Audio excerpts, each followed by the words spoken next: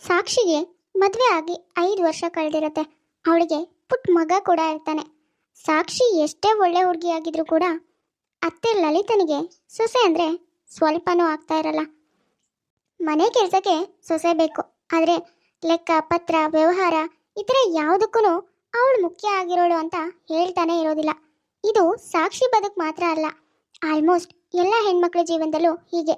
ಗಂಡನ ಮನೆಯವ್ರಿಗೆ ಮೊಮ್ಮಕ್ಕಳು ಬೇಕು, ಮಗನೂ ಬೇಕು, ಆದರೆ ಸೊಸೆ ಆಗಿರೋಳು ಮಾತ್ರ ಬೇಡವಾಗಿರ್ತಾಳೆ. ಸಾಕ್ಷಿ ಬದುಕಲು ಇವಾಗ ಇದೇ ನಡೀತಾ ಇರೋದು. ಮುಂದೆ ಸ್ಟೋರಿ ಏನಾಗುತ್ತೆ ಅಂತ ನೋಡೋದಕ್ಕಿಂತ ಮೊದಲು ಡಿಸ್ಕ್ರಿಪ್ಷನಲ್ಲಿ ಫೇಸ್ಬುಕ್ ಪೇಜ್ ಲಿಂಕ್ ಕೊಟ್ಟಿದ್ದೀನಿ, ದಯವಿಟ್ಟು ಫಾಲೋ ಮಾಡಿ. ಹಾಗೆ ನಿಮ್ಮ ಫ್ರೆಂಡ್ಸಿಗೆಲ್ಲ ಶೇರ್ ಮಾಡಿ, ನಮ್ಮ ಫೇಸ್ಬುಕ್ ಪೇಜ್ಗೆ ಸಪೋರ್ಟ್ ಮಾಡಿ. ಸಾಕ್ಷಿ, ಸಾಕ್ಷಿ, ಎಷ್ಟೊತ್ತು? ಆಗ್ಲೇ ಗಂಟೆ 11 ಆಗ್ತಾ ಬಂತು. ಫಂಕ್ಷನ್ ಸ್ಟಾರ್ಟ್ ಆಗಿರತ್ತೆ, ಬೇಗ ಬಾ, ಹೊರಡೋಣ. ಹಾರಿ, ಒಂದು 5 ನಿಮಿಷ ಹೊರಟೆ. ಹೇಮಂತ್, ಬಾರೋ ಮಗನೇ ಹೊರಡೋಣ, ಆಗಲೇ ಸುಮಾರು ಟೈಮ್ ಆಗ್ಬಿಡ್ತು. ಹಾ ಅಮ್ಮ, ಹೊರಡೋಣ ಇರು. ನಿನ್ ಸೊಸೆ ಇನ್ನ ಬಂದಿಲ್ಲ, ಒಂದು 5 ನಿಮಿಷ ಬರ್ತಾಳಂತೆ, ಎಲ್ಲರೂ ಒಟ್ಟಿಗೆ ಹೊರಟ್ಬಿಡೋಣ. ಅಲ್ವೋ, ಇವಾಗ ಅವಳು ಅಲ್ಲಿಗೆ ಬಂದು ಏನಂತ ಗನಂದಾರಿ ಕೆಲಸ ಮಾಡ್ಬೇಕಲ್ಲಿ? ಅವಳೇನು ಅಲ್ಲಿಗೆ ಬರೋದೆಲ್ಲ ಬೇಡ, ನಾವಿಬ್ರು ಹೋಗಿ ಬರೋಣ, ನಡಿ. ಅಲ್ಲಮ್ಮ, ಅತ್ತೆ ಮಾವ ಎಲ್ರೂ ಸಾಕ್ಷಿನೂ ಜೊತೆ ಕರ್ಕೊಂಡು ಬನ್ನಿ ಅಂತ ಹೇಳಿದ್ದಾರೆ. ಫಂಕ್ಷನ್ಗೆ ಎಲ್ಲರೂ ಬಂದಿರ್ತಾರೆ.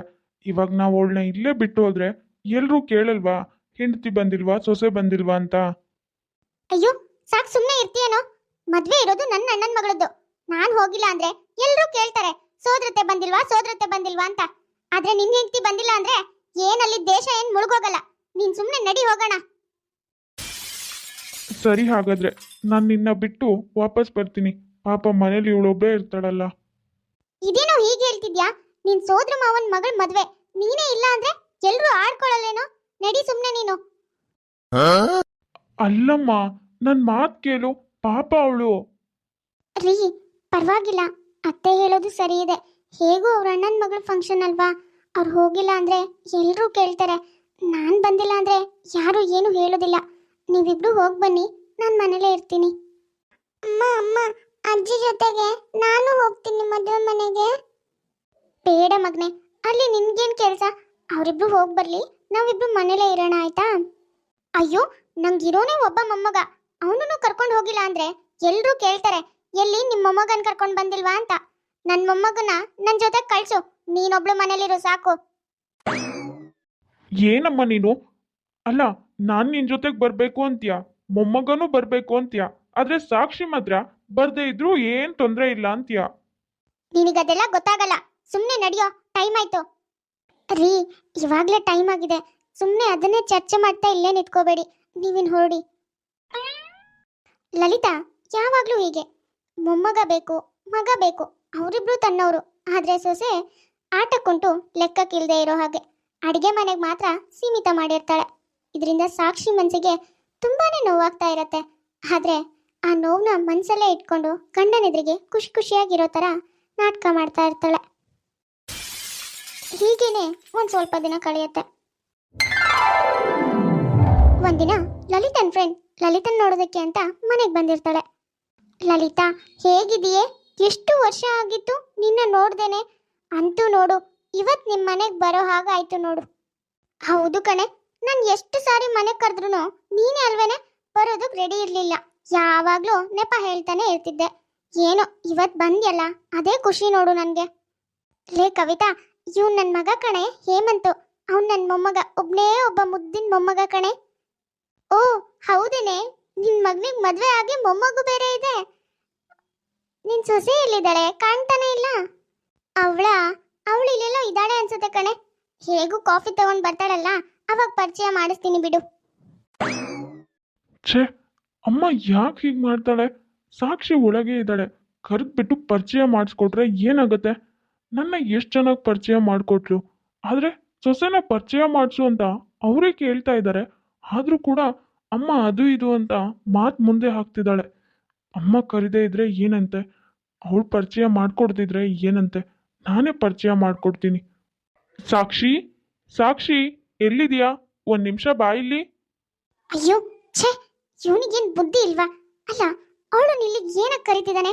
ಅವಳು ಇಲ್ಲಿ ಬಂದು ಏನ್ ಮಾಡ್ಬೇಕಾಗಿದೆ ಅಂತ ಅವಶ್ಯಕತೆ ಏನಿದೆ ಇವಾಗ? ಆಂಟಿ, ಇವಳೇ ನನ್ನ ಹೆಂಡತಿ ಸಾಕ್ಷಿ. ನಿಮ್ಮ ಫ್ರೆಂಡಿನ ಸೊಸೆ ಇವಳೇ. ಓ ಹೌದಾ? ಲಲಿತಾ, ನಿನ್ ಸೊಸೆ ತುಂಬಾ ಅಂದ್ರೆ ತುಂಬಾ ಮುದ್ದಾಗಿದ್ದಾಳೆ ಕಣೆ. ಒಳ್ಳೆ ಗೊಂಬೆ ಇದ್ದಾಗಿದ್ದಾಳೆ. ನಿನ್ ಸೆಲೆಕ್ಷನ್ ಅಂದ್ರೆ ಸೆಲೆಕ್ಷನ್ ಕಣೆ. ಅಯ್ಯೋ ಆಂಟಿ, ಇವಳು ನಿಮ್ಮ ಫ್ರೆಂಡ್ ಸೆಲೆಕ್ಷನ್ ಅಲ್ಲ, ನನ್ನ ಸೆಲೆಕ್ಷನ್ನೇ. ನಿಮ್ಮ ಕ್ರೆಡಿಟ್ ಎಲ್ಲ ನನಗೆ ಬರಬೇಕು ಹಾಗೆ ನೋಡೋದಾದ್ರೆ.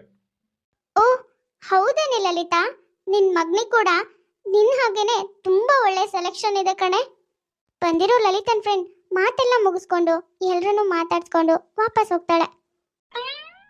ಅಲ್ವೋ ಹೇಮಂತ್, ಇವಾಗ ಅಂತ ಅರ್ಜೆಂಟ್ ಏನಿತ್ತು ನಿನ್ ಹೆಂಡತಿನ ಕರ್ಕೊಂಡ್ ಬಂದು ಪರಿಚಯ ಮಾಡಿಸೋ ಅಂತದ್ದು? ಇದೇನಮ್ಮ ನೀನು ಹೀಗೆ ಹೇಳ್ತಿದ್ಯಲ್ಲ? ಅವಳು ನಿನ್ನ ಸೊಸೆ, ನೀನೇ ಪರಿಚಯ ಮಾಡಿಸ್ಕೊಡ್ಬೇಕಿತ್ತು. ಅದನ್ನ ಬಿಟ್ಟು ನಾನು ಪರಿಚಯ ಮಾಡಿಸ್ಕೊಟ್ಟಿದ್ದು ತಪ್ಪು ಅನ್ನೋ ಥರ ಮಾತಾಡ್ತಿದ್ಯಲ್ಲ ನೀನು. ರೀ ಸರಿ ಹೋಗ್ಲಿ ಬಿಡಿ, ಅದೇ ವಿಷಯನ ಯಾಕೆ ಮುಂದುವರಿಸ್ತೀರಾ ಸುಮ್ಮನೆ? ಸಾಕ್ಷಿಗೆ ತನ್ನ ವಿಷಯದಿಂದ ತಾಯಿ ಮಗನ ನಡುವೆ ಮನಸ್ತಾಪ ಬರೋದು ಅವಳಿಗೆ ಇಷ್ಟ ಆಗ್ತಿರೋದಿಲ್ಲ. ಹಾಗಾಗಿ ಮನೇಲಿ ಯಾವುದೇ ರೀತಿ ಜಗಳ ಆಗದೆ ಇರೋ ಹಾಗೆ ಗಂಡನ ಸಮಾಧಾನ ಮಾಡ್ತಾ ಇರ್ತಾಳೆ. ಒಂದಿನ ಲಲಿತನ್ ಮಗಳು ತಾಯಿ ನೋಡೋದಕ್ಕೆ ಅಣ್ಣನ್ ಮಾತಾಡ್ಸ್ಕೊಂಡು ಹೋಗೋದಕ್ಕೆ ಅಂತ ತವ್ರ ಮನೆಗೆ ಬಂದಿರ್ತಾಳೆ. ಸಾಕ್ಷಿ, ಇವತ್ತು ಹೇಗೂ ತಂಗಿ ಬಂದಿದ್ದಾಳೆ. ನಾನು ನಾನ್ ವೆಜ್ ತಗೊಂಡು ಬರ್ತೀನಿ ಕಣೆ. ಅಡುಗೆಗೆಲ್ಲ ರೆಡಿ ಮಾಡ್ಕೋ ಆಯ್ತಾ? ಹಾ ಕಣ್ರಿ, ಸರಿ ನೀವು ನಿಧಾನವಾಗಿ ಹೋಗಿ ತಗೊಂಡ್ ಬನ್ನಿ, ನಾನು ಅಷ್ಟರಲ್ಲೆಲ್ಲ ರೆಡಿ ಮಾಡ್ಕೋತೀನಿ. ಅರೆ ಇದೇನಮ್ಮ, ನೀನು ಅಡುಗೆ ಮಾಡ್ತಾ ಇದೆಯಾ? ಸಾಕ್ಷಿ ಇಲ್ಲಿ? ಇನ್ನೇನ್ ಮಾಡೋದು ಹೇಳು? ನಿನ್ ಹೆಂಡತಿ ಮನೆಗೆ ಯಾರಾದ್ರೂ ಬಂದಾಗ್ಲೇ ತಾನೆ ಹೊರಗಾಗೋದು. ಆಮೇಲೆ ನಾನೇ ಎಲ್ಲ ಮಾಡಿ ಸಾಯ್ಬೇಕು.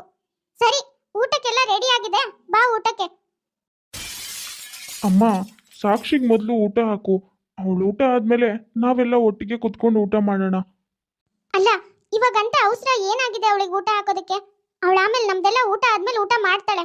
ನೀವಿಬ್ರು ಅಣ್ಣ ತಂಗಿ ಮೊದಲು ಊಟ ಮಾಡಿ, ಕೆಲಸ ಮಾಡಿ ಸುಸ್ತಾಗಿರ್ತೀರಾ. ಹೋಗಿ ಊಟ ಮಾಡಿ ಮಲ್ಕೊಳ್ಳಿ ನೀವು, ಆಮೇಲೆ ನಾನು ಅವಳಿಗೆ ಊಟ ಹಾಕ್ತೀನಿ. ಯಾಕೆ? ಯಾವುದಾದ್ರೂ ನಿನ್ನೆದು ಹಳ್ಸಿಲ್ ಪಳ್ಸಿಲ್ ಸಾಂಬಾರಿದ್ರೆ ಹಾಕಿ ಊಟ ಹಾಕೋದಕ್ಕಾ? ಅಯ್ಯೋ, ಯಾಕೋ ಹೀಗೆ ಹೇಳ್ತಿದ್ಯಾ? ನಿನ್ನೆ ಸಾಂಬಾರ್ನ ಹಾಳು ಮಾಡೋದಕ್ಕಾಗತ್ತೇನೋ? ಅದಕ್ಕೆ ಹಾಕ್ತೀನಿ, ಅದ್ರಲ್ಲೇನಿದೆ? ಓ ಹೌದಾ, ಸರಿ. ಹಾಗಾದ್ರೆ ಇವತ್ತು ಹೇಗೂ ಇದೆಯಲ್ಲ, ಅದನ್ನ ನನಗೆ ತಂದು ಹಾಕು, ನಾನೇ ಅದ್ರಲ್ಲಿ ಊಟ ಮಾಡ್ತೀನಿ. ಅಯ್ಯೋ, ಇದೇನೋ ಹೇಳ್ತಿದ್ಯಾ ನೀನು? ನಿನ್ನೆ ಮೊನ್ನೆ ಸಾಂಬಾರ್ ತಿನ್ನೋ ಗತಿ ನಿನ್ಗೇನೋ ಬಂದಿರೋದು? ಅದನ್ನ ಅವಳು ಹಾಕೊಂಡು ಊಟ ಮಾಡ್ತಾಳೆ ಬಿಡು. ನೋಡಿದ್ಯಾ, ಇದೇ ನಿನ್ ಪ್ರಾಬ್ಲಮ್ಮು. ಯಾಕಮ್ಮ ಹೀಗೆ ಮಾಡ್ತೀಯಾ? ಯಾವಾಗ ನೋಡಿದ್ರು ನಿನ್ ಸೊಸೆನ ಬೇರೆ ಯಾರೋ ಅಂತ ನೋಡ್ತೀಯಾ? ಅಲ್ಲ, ಅವಳು ಈ ಮನೆಗೆ ನಮ್ಮನ್ನ ನಂಬ್ಕೊಂತಾನೆ ಬಂದಿರೋಳು. ನೀನ್ ಅವಳಿಗೂ ಈ ಮನೆಗೂ ಸಂಬಂಧನೇ ಇಲ್ವೇನೋ ಅನ್ನೋ ಹಾಗೆ ನಡ್ಕೊಳ್ತೀಯ. ಪಾಪ, ಇದರಿಂದ ಅವಳ ಮನ್ಸಿಗೆ ಎಷ್ಟು ನೋವಾಗಲ್ಲ ಹೇಳು? ನಿನಗೆ ಮಗ ಬೇಕು, ಮೊಮ್ಮಗ ಬೇಕು, ಆದ್ರೆ ಸೊಸೆ ಮಾತ್ರ ಬೇಡ ಅಲ್ವಾ? ಸೊಸೆ ಇಲ್ದೇ ಇದ್ರೆ ನಾವಿಬ್ರು ಇರ್ತಿದ್ವಾ ಹೇಳು? ಹೌದಮ್ಮ, ಅಣ್ಣ ಹೇಳ್ತಿರೋದು ಸರಿ ಇದೆ. ನೀನೇ ಯೋಚನೆ ಮಾಡು, ನನ್ ಗಂಡನ ಮನೇಲೂ ಹೀಗೆ ನಿನ್ ತರನೇ ನಡ್ಕೊಂಡ್ರೆ ನಿನ್ ಮನ್ಸಿಗೂ ಎಷ್ಟು ಬೇಜಾರಾಗತ್ತೆ ಅಂತ. ಪಾಪ ಅವರಿಗೂ ಅಷ್ಟೇ ನೋವಾಗತ್ತೆ. ಅಮ್ಮ ಸಾಕ್ಷಿ, ನನ್ನ ದಯವಿಟ್ಟು ಕ್ಷಮಿಸ್ಬಿಡಮ್ಮ. ನಿನ್ಗೆಷ್ಟು ನನ್ನಿಂದ ಬೇಜಾರಾಗಿದೆ ಅಂತ ನನ್ನ ಮಕ್ಕಳು ಬೈದು ಬುದ್ಧಿ ಹೇಳಿದ್ಮೇಲೆ ಅರ್ಥ ಆಗಿದ್ದು. ಇನ್ಯಾವತ್ತೂ ನಿನ್ ಜೊತೆ ಈ ಥರ ಎಲ್ಲ ನಡ್ಕೊಳ್ಳಲ್ಲ. ನನ್ನ ಮಾತಿಂದ ಬೇಜಾರಾಗಿದ್ರೆ ನಿನ್ ಮನ್ಸಿಗೆ ದಯವಿಟ್ಟು ನನ್ನ ಕ್ಷಮಿಸ್ಬಿಡಮ್ಮ ಸಾಕ್ಷಿ. ಅಯ್ಯೋ ಅತ್ತೆ, ನೀವು ಹೀಗೆಲ್ಲ ಕ್ಷಮೆ ಕೇಳ್ಬಿಡಿ ಅತ್ತೆ. ಹೀಗೆಲ್ಲ ಕ್ಷಮೆ ಕೇಳಿದ್ರೆ ನನಗೆ ತಡ್ಕೊಳ್ಳೋದಕ್ಕಾಗಲ್ಲ.